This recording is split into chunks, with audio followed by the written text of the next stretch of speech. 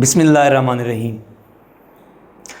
आप सब लोग जानते हैं FIA के अंदर सब इंस्पेक्टर, असिस्टेंट, इनकी ढेर सारी जॉब्स आई हुई हैं।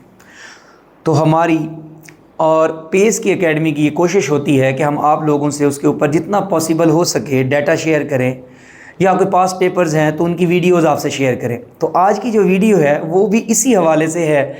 FIA का हमें पेपर मिला जो पास्ट पेपर में से है, मतलब कि जो पहले एग्ज़ाम हुआ था उसके कुछ MCQs हैं। आए उनको मिलकर डिस्कस करते हैं, कुछ नई चीज़ें भी सीखते हैं।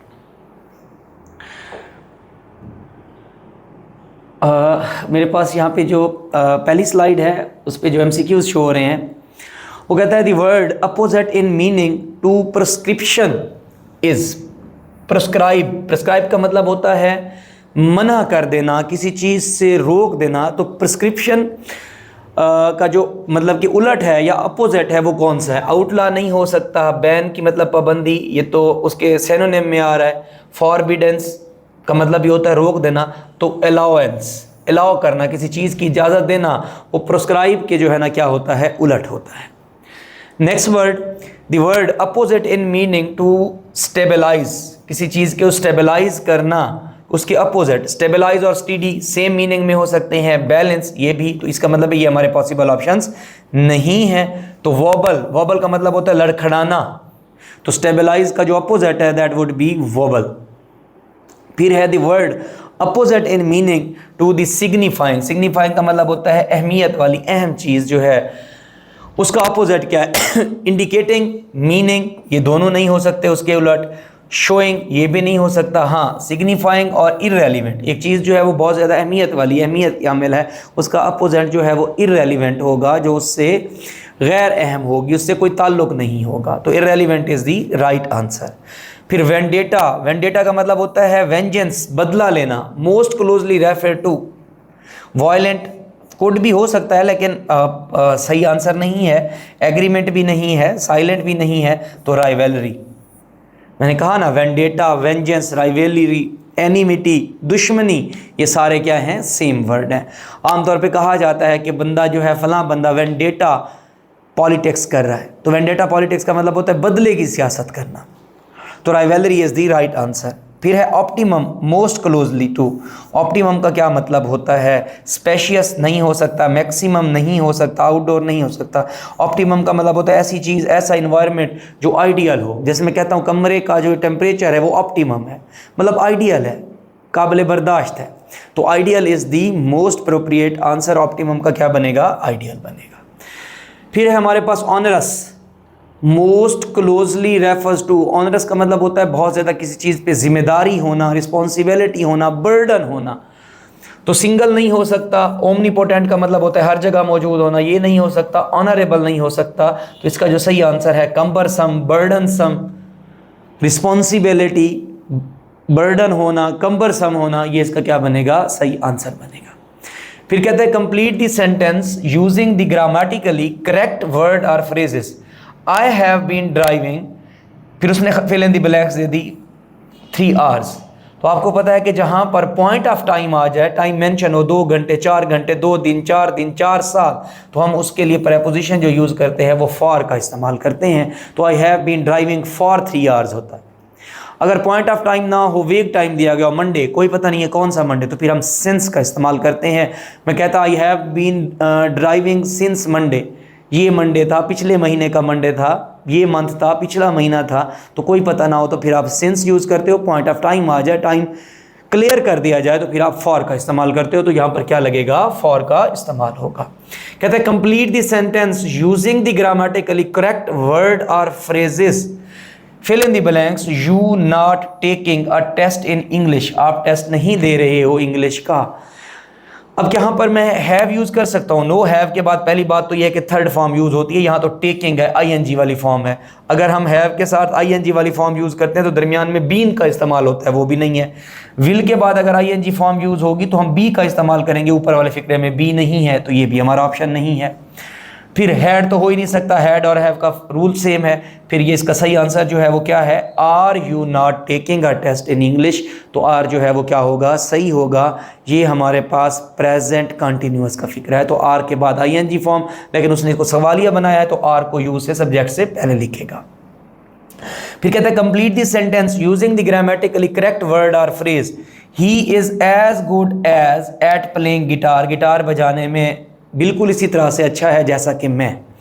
अब मैं के लिए यहाँ पर एज के बाद मैं मी का इस्तेमाल नहीं कर सकता, माइन का यूज़ नहीं कर सकता, माई सेल्फ का इस्तेमाल नहीं कर सकता, मैं सब्जेक्ट आई का इस्तेमाल करूँगा।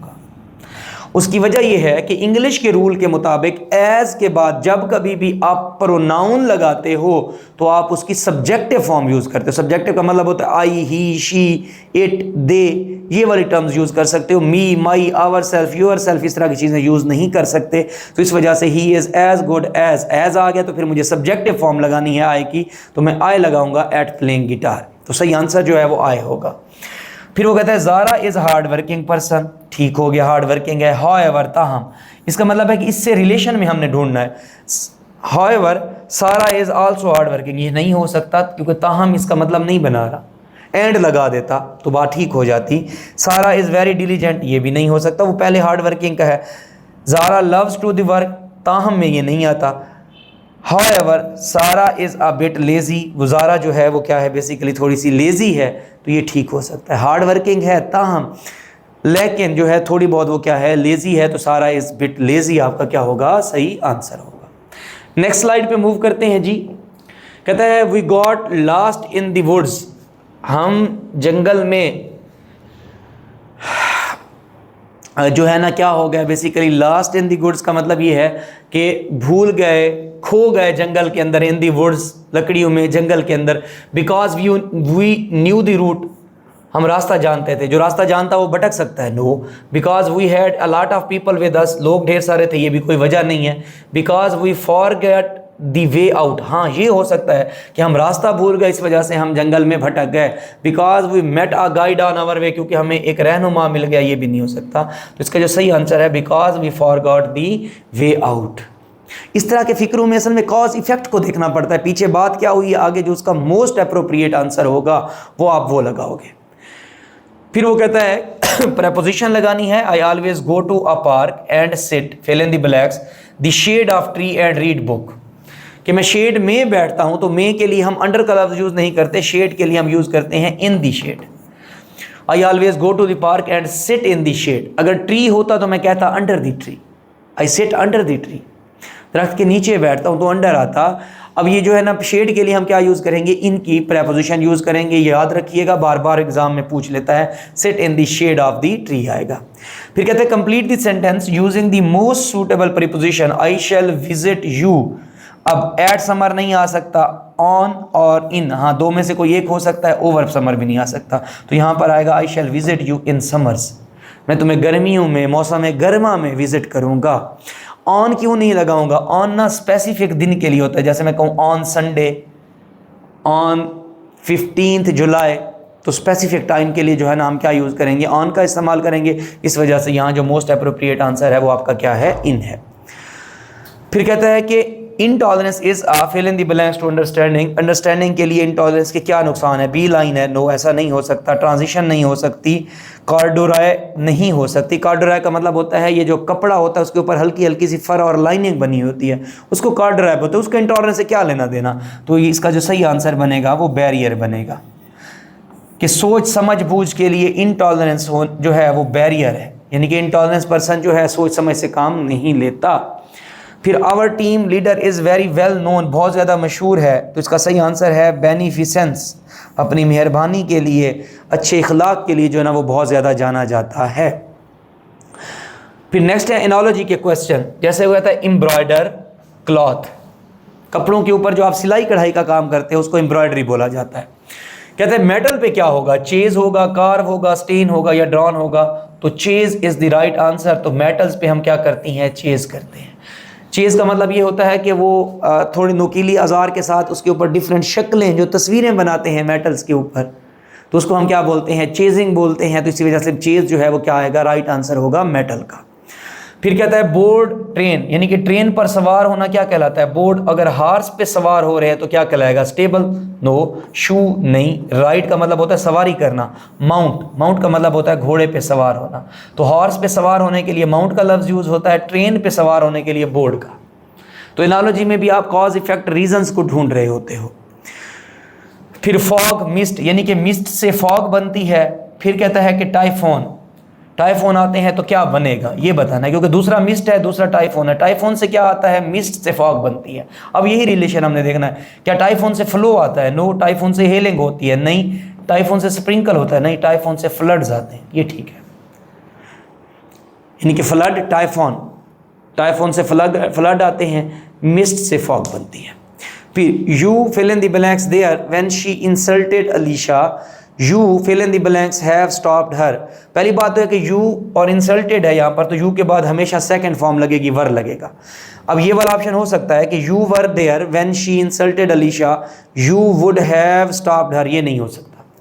वुड हैव शक वाली बात है। वो कहता है कि आपको लाजमी तौर पर उसको रोकना चाहिए था जब उसने अलीशा की बेइज्जती की। अब चाहिए का लफ्ज आ गया तो हमें शुड यूज करना पड़ेगा। तो इसका मतलब है you were there, you should have stopped her, तुम्हें उसको लाजमी तौर पर रोकना चाहिए था। बाकी वुड में चाहिए नहीं आता, माइट नहीं हो सकता, वर नहीं हो सकता। तो शुड वाला जो ऑप्शन है वो आपका क्या होगा? सही जवाब होगा। कहता है कि choose the correct sentence. I have नहीं लग सकता, क्लाइंब डाटा थर्ड फॉर्म आती। आई वुड क्लाइंब शक में बात है, डू तो आ ही नहीं सकता, तो I can climb up the हिल, मैं पहाड़ी पर चढ़ सकता हूँ। तो सही वर्ब जो है वो हमारे पास क्या होगा? कैन होगा। चलें जी नेक्स्ट स्लाइड पे मूव करते हैं।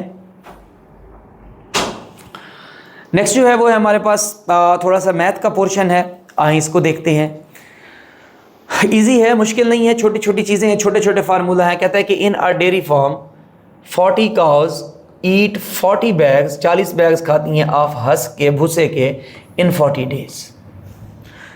इन how many days will one cow eats 1 bag of husk, के एक गाय जो है वो 1 बैग ऑफ हस्क कितने दिनों में खाएगी? वैसे तो ये कॉमन सेंस पे हो रहा है, 40 गाय 40 दिन 40 बैग, तो एक गाय 40 दिन में बैग खाएगी, एक बैग खाएगी।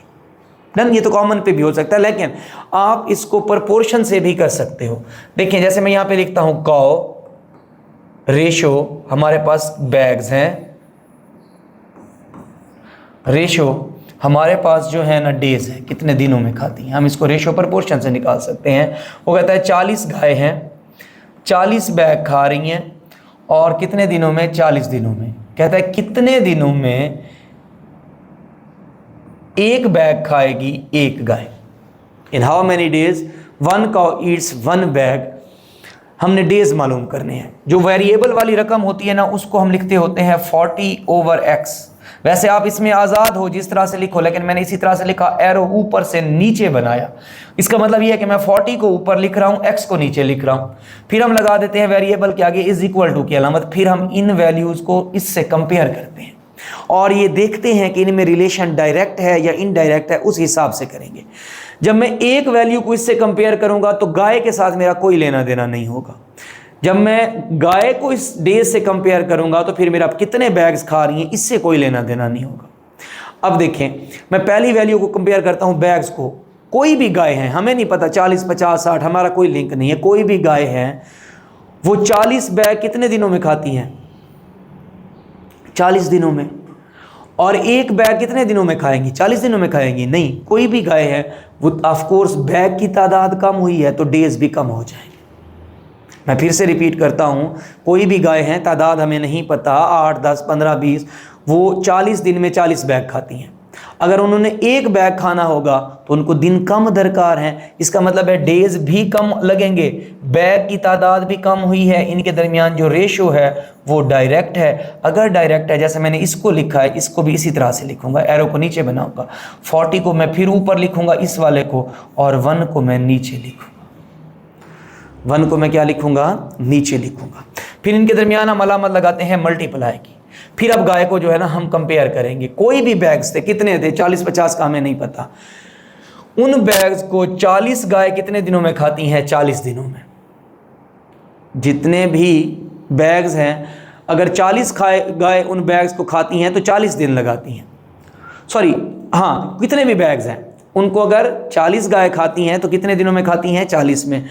अगर गाय की तादाद 1 हो जाए तो एक गाय उन बैग्स को कम दिनों में खाएगी या ज़्यादा दिनों में? ऑफ कोर्स कॉमन सेंस है, ज़्यादा दिनों में खाएगी। एक गाय तो नहीं खा सकती इतने सारे बैग्स, तो एक गाय को खाने के लिए क्या लगेंगे? ज़्यादा दिन लगेंगे। अगर दिन ज़्यादा लगेंगे, गाय की तादाद तो कम हुई है, मैं कह रहा हूँ यहाँ पर दिन जो है वो ज़्यादा लगेंगे। इसका मतलब है काऊ और बैग्स के डेज के दरमियान जो रिलेशन है वो इन्वर्स का है।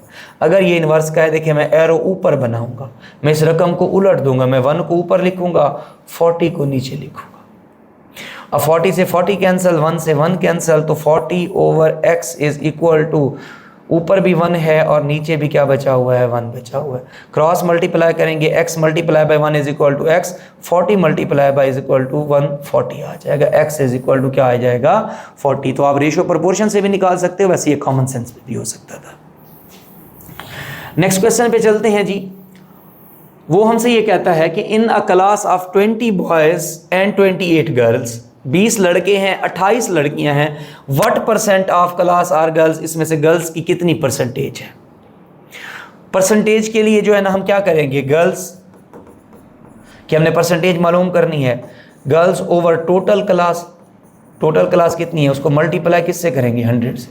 गर्ल्स की तादाद तो 28 है और total class boys plus girls को मिलाकर 28 प्लस 20 कितनी हो जाएगी? 48। कितनी हो जाएगी? 48। मल्टीप्लाई में क्या आ जाएगा? 100 आ जाएगा। अब इसको कैलकुलेट करें, अगर 2 14s are 28, 2 2s are 4, 2 4s are 8, 2 7s are 14, 2 12s are क्या आता है? 40। अब 2 6s are 12, 2 50s are 100 आ जाएगा, 2 3s are 6, 25 आ जाएगा। अब इसका मतलब है 7 मल्टीप्लाई बाई 25 डिवाइडेड बाई हम क्या करेंगे? 3 करेंगे। 7 5s are 35, 3 कैरी हो जाएगा, 7 2s are 12, 7 2s are 14 plus 3 17 over क्या आ जाएगा? 3। इसको डिवाइड करते हैं, 3 5s are 15, 25 हो जाएगा, 8 3s are 24, तो 58। मैं लगभग आगे क्यों कैलकुलेट करूं, मुझे कहीं पे 58 मिलता है जी। ऑप्शन 8C जो है हमारे पास 58 पॉइंट क्या है? 3% है। यानी कि girls over total class multiply by 100 आपकी रिक्वायर्ड परसेंटेज निकल आएगी, आप उसको कैलकुलेट करोगे।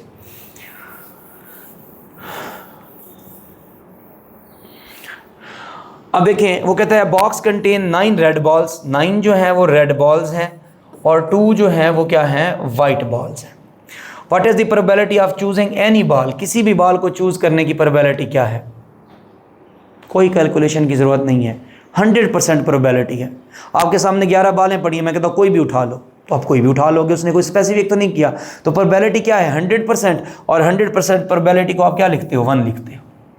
1 कैसे लिखते हैं? देखिए 9 + 2 कितना हो जाएगा? 11। वो कहता है कि 11 बॉल्स हैं, 11 बॉल्स में से 11 को उठाने की प्रोबेबिलिटी क्या है? 11 ओवर 11 इज इक्वल टू 1।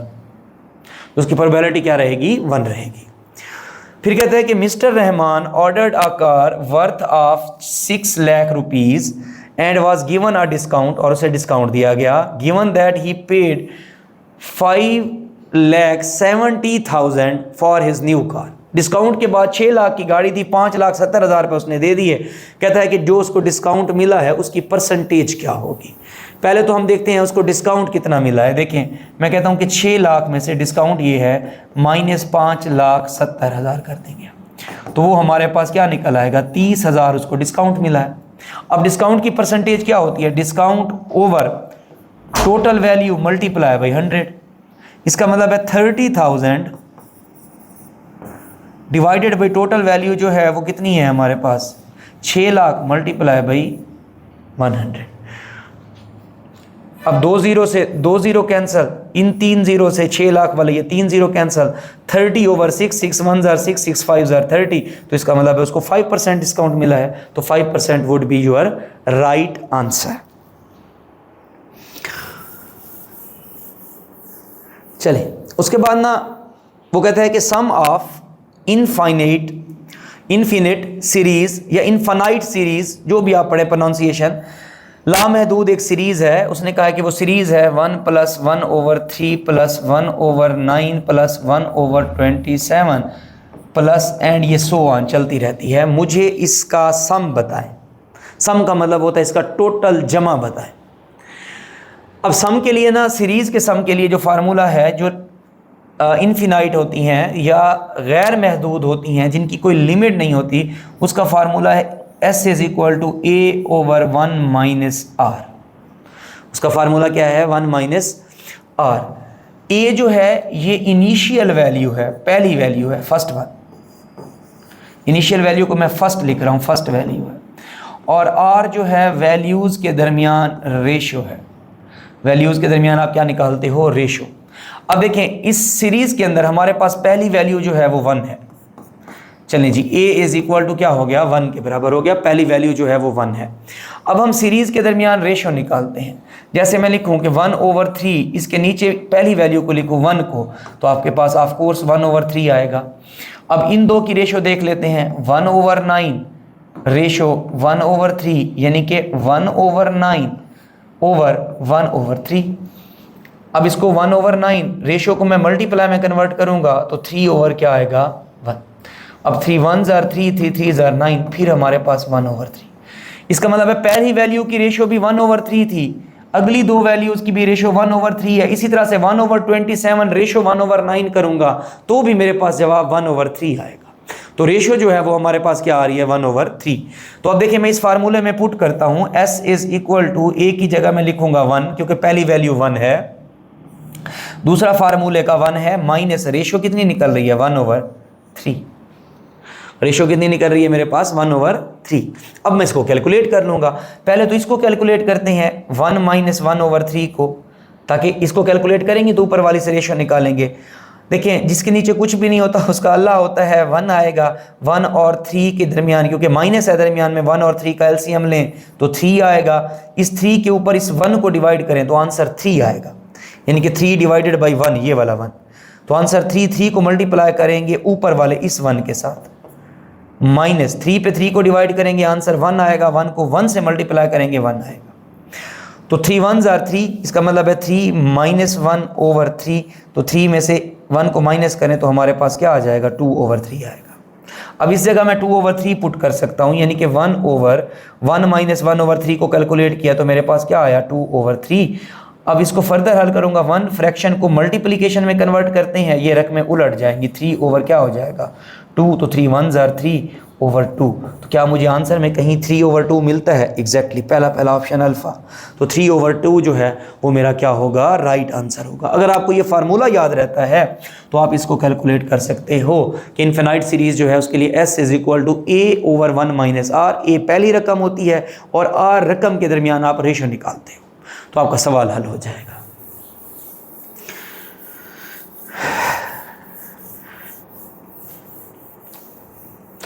चलें जी, नेक्स्ट जो है वो कहता है कि कंप्लीट द सीरीज 2 6 18 54। देखिए ये 3 से मल्टीप्लाई कर रहा है। 2 3s are 6, 6 3s are 18, 18 3s are 54, 54 को 3 से मल्टीप्लाई करें। 4 3s are 12, 1 कैरी करेंगे, 5 3s are 15 प्लस 1 6, 162 आपका क्या होगा? राइट आंसर होगा। फिर कहता है कि नाम है Lifa is 4 times as old as her 2 year old brother Mansoor. कहता है कि मंसूर की उम्र जो है वो 2 साल है और लीफा साहिबा जो हैं वो उससे 4 टाइम्स बड़ी हैं। 4 टाइम्स का मतलब है कि 4 मल्टीप्लाई भी मंसूर की जो उम्र है 2 तो हो जाएगा 8, यानी कि लीफा की उम्र जो है वो 8 साल है, मंसूर की जो है वो 2 साल है। कहते हैं how old will be Mansoor when he is half the age of his older sister. जो वो अपनी ओल्डर सिस्टर की उम्र का आधा हो जाएगा तो तब उसकी उम्र कितनी होगी? अब देखिए उसकी ओल्डर सिस्टर की उम्र जो है वो कितनी है? 8 है। जब उसकी आधी उम्र को पहुंचेगा तो मंसूर की उम्र कितनी होगी? 4। तो इसका मतलब ये हुआ कि आपका जो सही आंसर है that is basically 4। How old will Mansoor be when he is half the age of his older sister. जब वो अपनी ओल्डर सिस्टर की उम्र की आधे को पहुंचेगा तो उसमें 2 + 2 कर दें, 4 हो जाएगा, वो 4 साल का हो जाएगा। अच्छा, the sum of the first 7 even integers is, कहता है कि sum of first 70 even number integers जो है उसका सम क्या है, तो इसके सम का फार्मूला होता है इवन नंबर्स का n इंटू n प्लस 1। अगर ये ऑड नंबर होते तो मैं अकेला n स्क्वायर लेता। इवन नंबर के लिए है n इंटू n प्लस 1 और ऑड के लिए है सिर्फ n का स्क्वायर, यानी कि 70 का स्क्वायर ले लेंगे तो आपका जो भी जवाब आएगा वो सम ऑफ 70 ऑड नंबर्स होगा। यहाँ पर जो है ना n जो है 70 इंटू 70 प्लस 1, 70 प्लस 1 कितना हो जाएगा 71 मल्टीप्लाई भी 70, तो if I am not wrong तो आपके पास 49 70 जो है वो क्या आएगा आंसर आएगा। 70 को 71 से आप क्या करेंगे मल्टीप्लाई करेंगे। अच्छा, after spending 4/9 of her money a girl has 25 rupees left, how much did she spend. मतलब कोई बच्ची थी उसके पास, मैं कहता हूं से फॉर x रुपीज़ थे। अब इसी x रुपीज़ का उसने 4/9 हिस्सा यानी कि ऑफ x रुपीज़ का उसने खर्च कर डाला, तो वो कहता है उसके पास कितने पैसे बच गए 25 रुपए। How much did she spend, उसने कितने पैसे खर्च किए, यानी कि हमें नहीं पता उसके पास टोटल कितने पैसे थे। वो कहता है उसका 4/9 हिस्सा उसने खर्च कर लिया और उसके पास जो है ना बाकी पैसे जो बचे वो 25 थे। अब मैंने फ़र्ज़ कर लिया रकम उसके पास टोटल हमें नहीं पता कितनी थी, तो मैंने उसको x कहा, उसने 4/9x जो है ना क्या कर लिया बेसिकली खर्च कर लिया। इसी 4/9x का x का 4/9 पार्ट खर्च कर लिया, उसके पास पैसे बचे बाकी। अब मैं इसको मैथ की इक्वेशन बना देता हूँ। उसके पास जितने भी पैसे थे x, उसमें से 4/9 हिस्सा उसी x का उसने खर्च कर लिया, बाकी जो पैसे बचे वो क्या बचे 25 रुपये। तो आइए आप इसको कैलकुलेट करते हैं। देखिए x माइनस 4/x, अगर x के नीचे कुछ भी नहीं है तो फिर उसी तरह से 1 होगा। तो x माइनस 4/9x का हम एलसीएम लेते हैं, इसका एलसीएम आएगा 9, क्योंकि x के नीचे 1 है तो 9 के ऊपर 1 को डिवाइड करेंगे तो आंसर 9 आएगा। उस 9 को इस x से मल्टीप्लाई करेंगे तो हमारे पास आएगा 9x। दरमियान में माइनस है तो मैं माइनस लिखूंगा। 9 पे 9 को डिवाइड करूंगा आंसर 1, 1 को 4 से मल्टीप्लाई करूंगा। ये एलसीएम लेकर फ्रैक्शंस को ऐड माइनस करने का तरीका है। 9 पे 9 को डिवाइड करूंगा आंसर 1 आएगा, 1 को 4 से मल्टीप्लाई करूंगा 4 आगे आ जाएगा x। तो इसका मतलब ये हुआ कि 9 में से 4 को माइनस करूं तो हमारे पास आएगा 5x/9। अभी हमारे पास हल हो गया। इसको जब हमने हल किया x माइनस 4/9x को, तो हमारे पास जवाब आया 5x/9 इज इक्वल टू 25। अब 9 को उधर ले जाते हैं क्योंकि यहाँ डिवाइड हो रहा है, तो 5x is equal to 25 multiply by 9। दोनों तरफ 5 को डिवाइड करता हूँ या 5 यहाँ मल्टीप्लाई हो रहा है उधर तकसीम, एक ही बात है। तो 5 5s are 25। x is equal to 9 को 5 से मल्टीप्लाई करूंगा, 9 5s are क्या आएगा 45। तो इसका मतलब है कि लड़की के पास पैसे जो हैं वो 45 रुपए थे। अगर 45 रुपए थे, उसने जितने भी पैसे खर्च किए 4/9 पार्ट, तो उसके पास 25 बचे। मैं 45 में से 25 को माइनस करता हूँ 0, 4 में से 2, तो इसका मतलब है लड़की ने कितने पैसे खर्च किए 20 रुपए। तो क्या यहाँ पर हमें कोई आंसर मिलता है 20? Exactly 20 would be our right answer. कि उसके पास 45 रुपए थे, उसने 25 रुपए बचे हुए हैं, तो उसने कितने पैसे खर्च किए? उसमें से 20 रुपए खर्च किए थे। नेक्स्ट जो है कहता है देयर आर 12 रेड बॉल्स। अब रेड बॉल्स जो हैं वो कितनी है 12, ग्रीन बॉल्स जो हैं वो कहता है 5 एंड ब्लू बॉल्स जो हैं वो 3 हैं। What is the probability of choosing a ball that is not blue. कहता है उस प्रोबेबिलिटी का बताएं जिस पे जो है ना ब्लू गेंद ना आए। ब्लू की तादाद 3 है। अब हम पहले प्रोबेबिलिटी के लिए टोटल देखते हैं। 12 + 5 17 + 3 20, यानी कि टोटल जो है वो 20 बॉल्स हैं। अगर हम इनमें से ब्लू को माइनस कर दें, ब्लू को निकाल दें, ब्लू के आगे क्रॉस लगा रहा हूं, तो रेड वाली और ग्रीन वाली 12 और 5 कितनी हो जाएंगी 17। ब्लू को मिलाएंगे तो 20 टोटल, नहीं निकालेंगे, निकाल देंगे तो 17। तो प्रोबेबिलिटी हमने क्या देखनी है जिसमें नॉट ब्लू डिवाइडेड बाय क्या आएगा टोटल बॉल्स। तो जिसमें ब्लू शामिल नहीं होंगी उसमें कितनी बॉल्स हैं 17, टोटल जो है वो क्या है 20। तो 17/20 जो है वो आपका क्या है आंसर है। अगर परसेंटेज मिलेगा पूछेगा तो आप मल्टीप्लाई बाय 100 करोगे, आपके पास तकरीबन 85% प्रोबेबिलिटी है कि ब्लू बॉल्स नहीं आएंगी। देन तो 17/20 जो है वो आपका क्या होगा राइट आंसर होगा। चलें जी, नेक्स्ट स्लाइड पे चलते हैं।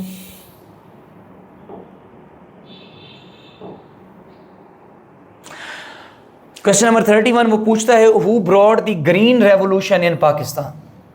अब लियाकत अली खान, मोहम्मद अली बोगरा, अयूब खान, या तो ग्रीन रेवोल्यूशन जो है वो अयूब खान लेकर आए थे। उन्होंने मॉडर्नाइज किया था हमारे एग्रीकल्चर सेक्टर को 1960s के अंदर, 1960 के अंदर, और उन्होंने इसके लिए खिदमात ली थी। डॉक्टर थे नॉर्मान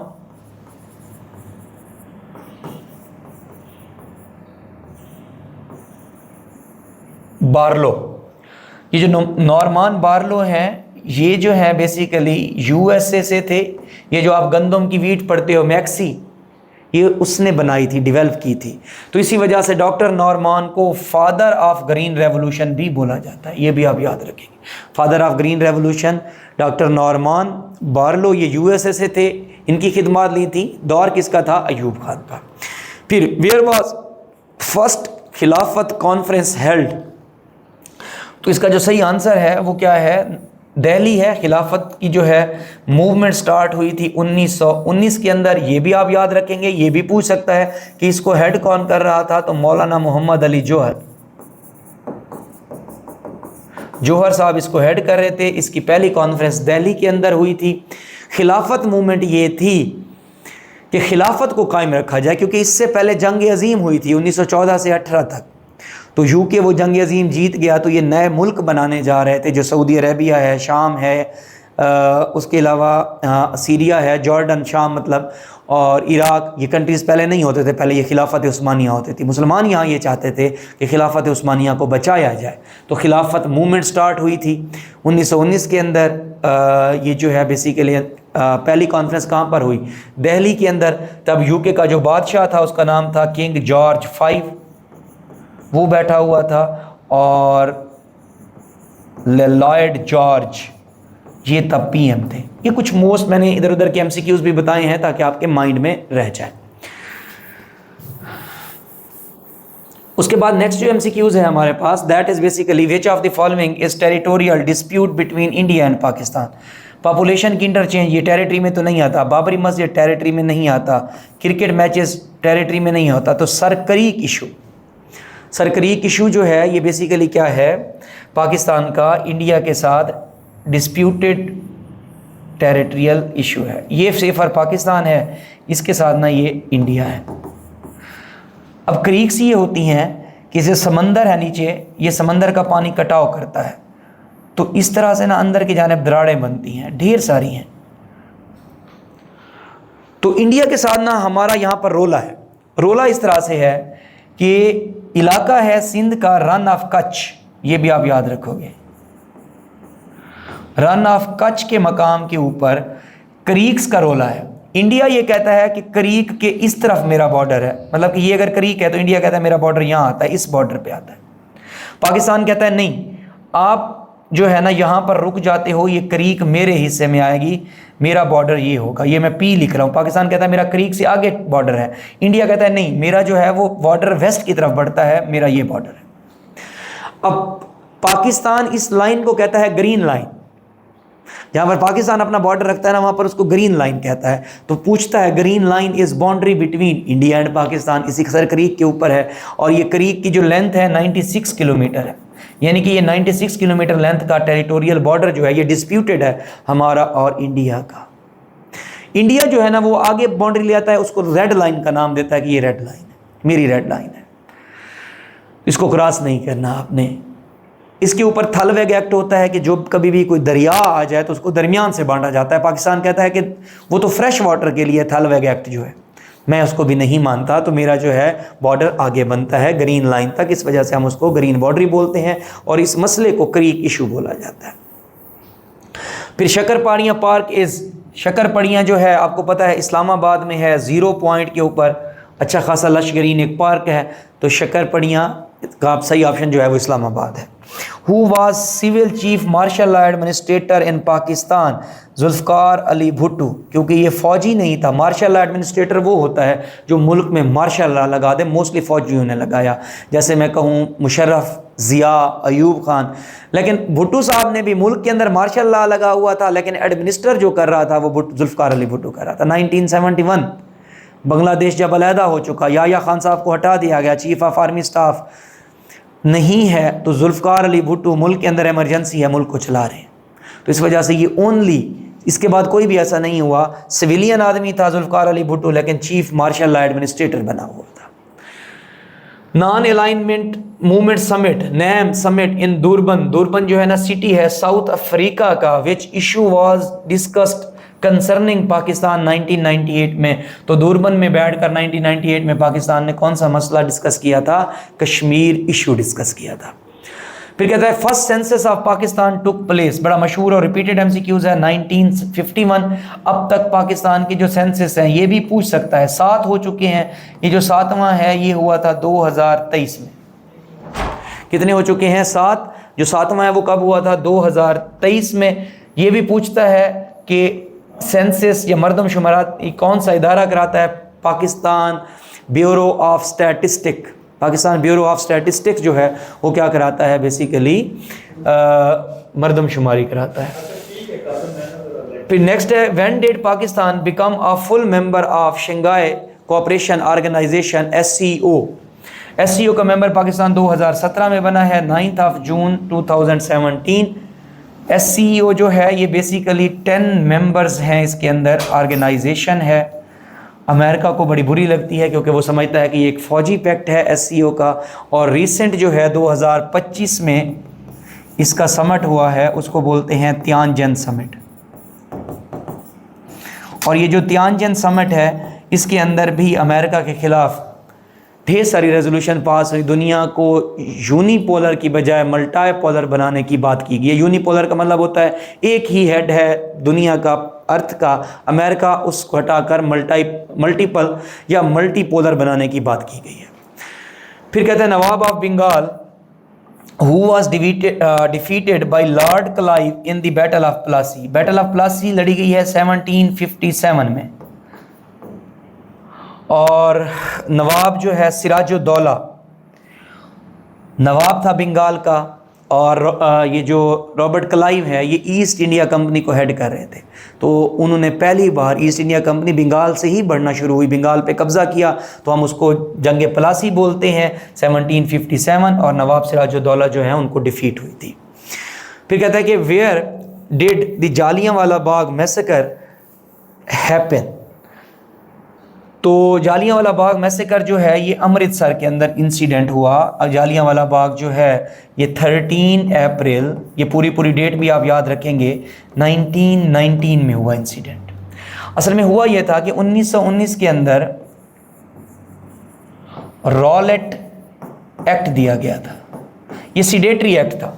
इसके तहत ये था कि बरतानिया की गवर्नमेंट या जो एडमिनिस्ट्रेशन है, मतलब पुलिस है, वो किसी भी बंदे को बग़ैर वजह बताए कोर्ट में पेश किए बगैर जेल में डाल सकती है, जितने अरसे तक डालना चाहे।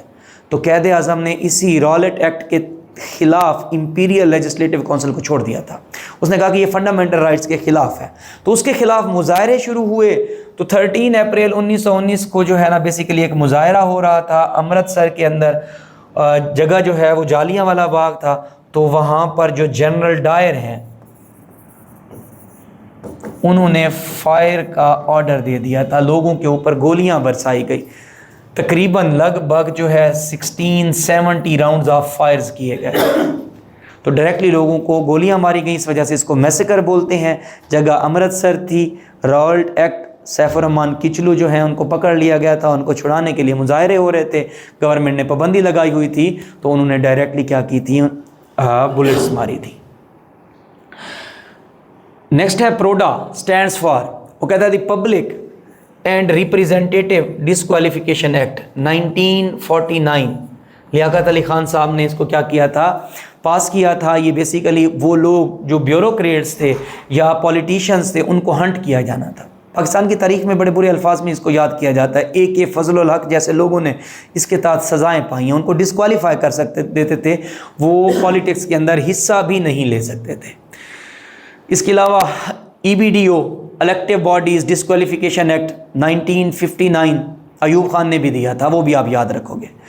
फिर Simon report was unanimously condemned by, Simon जो है वो 1928 में इंडिया में आया था। उन्होंने मकसद ये था कि 1919 में मोंटेगो चेम्सफोर्ड रिफॉर्म्स जो हमने दी हैं उनको इवेलुएट करना था, क्योंकि उन्होंने कहा था उसमें कि हम 10 साल बाद नया कानून बनाएंगे। अब साइमन जब आया तो मुसलमानों ने, हिंदूज़ ने, इन्होंने उसका बाइकआउट किया, क्योंकि साइमन के अंदर 7 लोग थे, 7 के 7 गोरे थे और साइमन उनको हेड कर रहा था। उन्होंने कहा कि जब हमारे लोग नहीं बैठेंगे तो आप हमारा कानून कैसे बनाओगे। तो आप इसका जो सही आंसर है वो political parties of India, all India Muslim league हो गई, इंडियन नेशनल कांग्रेस हो गई, सब ने उसका क्या किया था, बाइकआउट किया था। और साइमन ने अपनी रिपोर्ट कब पेश की थी, 1930 के अंदर, ये भी आप याद रखोगे, 1930 के अंदर। कहता है who led the Simla deputation, sir Aga Khan 3, अगर 1 2 3 का चक्कर भी पड़ जाए तो सर आगा खान 3 जो हैं उन्होंने बेसिकली क्या किया था, सिमला डेपुटेशन को हेड किया था।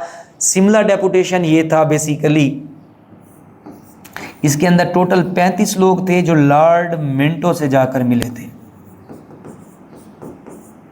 क्योंकि John Morley secretary of state थे, उन्होंने तब यूके की पार्लियामेंट में बयानिया दिया था कि हम इंडिया के लिए नया कानून बनाने जा रहे हैं।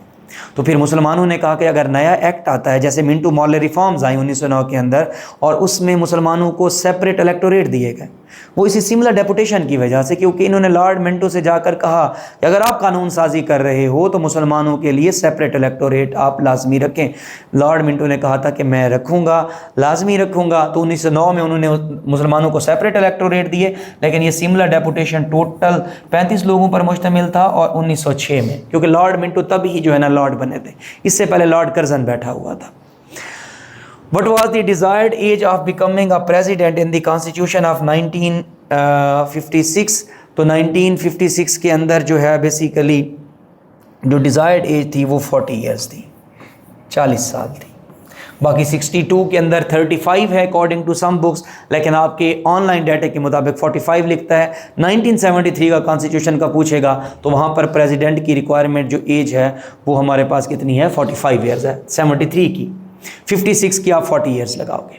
कहते हैं building of supreme court in Islamabad was designed by architect. तो बेसिकली जापानीज़ आर्किटेक्ट था जिसका नाम था टैंग, उसने बेसिकली क्या की है, सुप्रीम कोर्ट की बिल्डिंग को क्या किया था, आर्किटेक्ट किया था। कहते हैं where was the Pakistan resolution passed. तो पाकिस्तान रेजोल्यूशन जो है वो मिंटो पार्क जो है लाहौर के अंदर पास की गई थी 23 मार्च 1940। आजकल हम इसको ग्रेटर इकबाल पार्क बोलते हैं, आज यहाँ पर मीनार पाकिस्तान बनाया गया है। To investigate certain offences including corruption, federal investigation agency FIA was established by FIA act 1974। तो FIA 1974 में बनाई गई थी। तो कहता है कि किसका दौर था, तो प्राइम मिनिस्टर जुल्फ़िकार अली भुट्टो, तब भुट्टो साहब थे ना, 1973 का कॉन्स्टिट्यूशन उन्होंने दिया। उसके बाद जो FIA बनाई वो भी जुल्फ़िकार अली भुट्टो ने बनाई है। कहते हैं how many Muslim seats were one by Muslim league in 1945 provincial elections. Provinces के जो इलेक्शन हुए उसके अंदर ऑल इंडिया मुस्लिम लीग ने कितनी जो है ना सीट्स को विन किया था। तो यहाँ पर जो मोस्ट अप्रोप्रिएट आंसर रहेगा वो 434 रहेगा। वैसे मुस्लिम लीग ने तब प्रोविंसेस के अंदर सीट्स 425 जीती थी, तो मैंने इस वजह से क्या कर दिया, उसको 434 को सही आंसर मान लिया। बाकी जो है ना वो सही आंसर नहीं है, 336 to 26। लेकिन ऑल इंडिया मुस्लिम लीग ने सीटें कितनी जीती थी, 425। तब लेजिस्लेटिव असेंबली के भी इलेक्शन हुए थे, प्रोविंसेस के नहीं, जो मेन असेंबली होती है, वफाकी हुकूमत होती है, उसके अंदर टोटल 102 सीट्स थी। उनमें से ऑल इंडिया मुस्लिम लीग ने 30 सीटें जीती थी। लेजिस्लेटिव में 30, सूबों के अंदर 425। इन सूबों में पंजाब के ऊपर भी MCQs आता है, तो पंजाब के अंदर 75 सीट्स। इन 425 में से 75 सीट्स जो थी ऑल इंडिया मुस्लिम लीग ने कहाँ से जीती थी, पंजाब से जीती थी। चलें जी नेक्स्ट स्लाइड पे मूव करते हैं। कहते हैं किस्सा सोनी माईवाल वाज रिटन बाई वारिस शाह ने हीर लिखी है, मियाँ मोहम्मद बख्श ने सैफुल मलूक लिखी है। तो सही आंसर जो है वो आपका क्या है, बेसिकली फजल शाह ने किस्सा सोनी माईवाल लिखा है। ससी पुन्नू का पूछे तो हाशिम शाह। कहता है which regiment of Pakistan army has received maximum number of Nishan Haider. तो पंजाब रेजिमेंट ने सबसे ज़्यादा निशान हैदर जीते हैं और इनकी तादाद है 5। टोटल निशान हैदर दिए गए हैं 11 और उसमें से 5 जो हैं वो किसको दिए गए हैं, बेसिकली पंजाब रेजिमेंट को। लास्ट जो निशान हैदर है वो लालक जान को दिया गया है या कर्नल शेर खान, ये 2 लोग हैं जो कारगिल वार में लड़े थे, तो उनको जो है ना आखिरी 2 निशान हैदर मिले हैं। पहले का पूछे तो कैप्टन सरवर शहीद। फिर कहता है K2 is situated in which mountainous range. तो गोडविन आस्टन K2 जो है ये कराक्रम के पहाड़ों में मौजूद है। अगर मैं हिमालयाज़ की बात करूं तो हिमालयाज़ में नांगा पर्वत सबसे बड़ी चोटी है पाकिस्तान में। हिंदू कश के अंदर तेरचमीर तो एक ही रह जाता है, कराक्रम K2 जो है वो कहाँ पर है, कराक्रम के अंदर है। कहता है विच of the following countries is part of BRICS. कौन सी कंट्रीज़ जो हैं वो क्या है, पार्ट ऑफ ब्रिक्स है। इटली नहीं है, कनाडा नहीं है, स्पेन नहीं है, तो साउथ अफ्रीका। ये जो ब्रिक्स का S है ये किसको रिप्रेजेंट करता है, बेसिकली साउथ अफ्रीका को। B stands for Brazil, R stands for Russia, I stands for India, C stands for China और S stands for south Africa. तो साउथ अफ्रीका जो है वो इसका क्या है, सही आंसर है। ये भी याद रखिएगा, पूछ सकता है 2026 ब्रिक्स का जो समिट है वो 18th समिट है, वो कहाँ होने जा रहा है, दिल्ली के अंदर, इंडिया के अंदर होगा। और last country to join BRICS जो है 2025 में इंडोनेशिया ने ज्वाइन किया है और 2025 का समिट जो है वो ब्राज़ील में हुआ है। इंडोनेशिया वो आखिरी मुल्क है जिसने ब्रिक्स को ज्वाइन किया, ब्रिक्स प्लस हो गई है और इसका 18वां समिट 2026 का दिल्ली के में होगा। अब इस करंट ईयर में 2026 में ब्रिक्स को जो हेड कर रहा है वो नरेंद्र मोदी साहब हैं। फिर कहते हैं headquarter of Commonwealth situated in. तो ये आपके पास जो कॉमनवेल्थ है इसका जो हेडक्वार्टर है वो लंदन में है, क्योंकि कॉमनवेल्थ के अंदर 56 कंट्रीज़ आती हैं। कॉमनवेल्थ कंट्रीज़ का हेड प्रिंस चार्ल्स 3 है, किंग चार्ल्स है। कॉमनवेल्थ में 56 कंट्रीज़ वो आती हैं जिन पर कभी ना कभी किसी दौर में यूके की हुकूमत रही है, तो हम उनको कॉमनवेल्थ कंट्रीज़ कहते हैं। तादाद 56, इस पर भी MCQ आता है और इसका जो हेड है वो कहाँ पर है, लंदन में। कहते हैं who was the first general secretary of the UN। UN बनाई गई थी 1945, 24 अक्टूबर 1945। तो इसका जो पहला प्रॉपरली हमारे पास जनरल सेक्रेटरी बना उसका नाम था ट्रेगवेलाय। ट्रेगवेलाय जो है ये नॉर्वे से इनका ताल्लुक था। हाँ, इससे पहले एक्टिंग भी था। असल में ट्रेगवेलाय ने 1946 से लेकर 1953 तक हेड किया है UN को।